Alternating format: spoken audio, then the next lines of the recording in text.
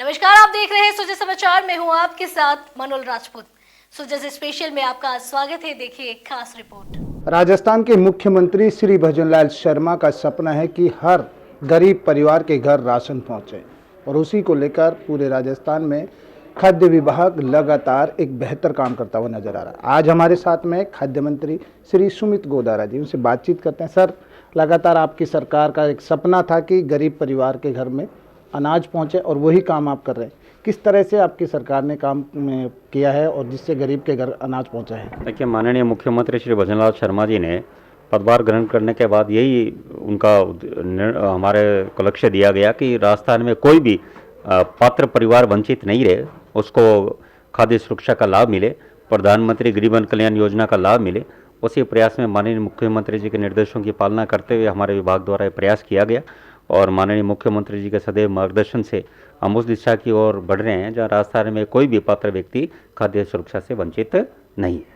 Sir, बात की जाए कि आपने बहुत सुधार किया डिजिटल की, अगर मैं बात कर लेता हूँ कि डिजिटल का सुधार किया तो कितना फ़ायदा हुआ है गरीब परिवार को राजस्थान में? देखिए, बिल्कुल आप ये फ़ायदा ये देखिए ना, जब कोई भी परिवार वंचित नहीं रह रहा है, जो पात्रता रख रहा है, तो इससे बड़ा फ़ायदा क्या होगा। लगभग आंकड़ों की अगर बात की जाए तो आंकड़ों में हमने लगभग 70 लाख से ऊपर परिवारों को नयों को जोड़ा है जिनको खाद्य सुरक्षा से लाभ मिल रहा है, जो वंचित है। 70 लाख से ऊपर नए व्यक्ति जुड़े। राजस्थान के हर गांव में चर्चा होने लग गई कि अब गरीब को भी राशन मिलने लग गया है।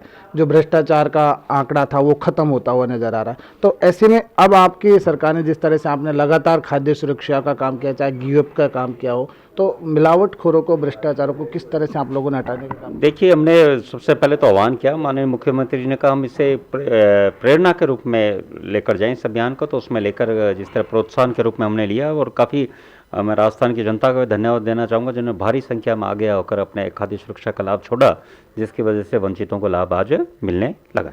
मेरा एक और सवाल ये भी है कि जिस तरह से पहले अगर देखा जाए कि खाद्य सुरक्षा के जो गोदाम थे, भंडार थे, क्षतिग्रस्त अवस्था में नजर आते थे, लेकिन माननीय मुख्यमंत्री जी की जब सरकार आई तो ऐसे में अब हालात सुधरने लग गए हैं।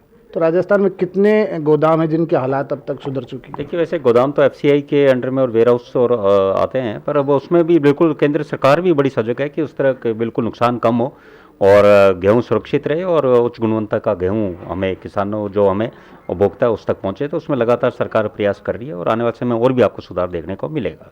ऐसे में अभी जिस तरह से सर लगातार GUP का काम चल रहा है, कि कब तक रहेगा जिससे कि गरीब को और भी फायदा? देखिए, अब आप लिए जल्दी हम आपसे मिलते हैं तो इसके बारे में और विस्तार से बात करेंगे। धन्यवाद। तो देखिए, बिल्कुल ये थे हमारे साथ में खाद्य मंत्री सुमित गोदारा, जिन्होंने कहा कि आम जन के घर पहुंचाने का काम हमारी सरकार ने जिस तरह से बजट घोषणा में की थी उसको धरातल पर लाने का काम कर रहे हैं।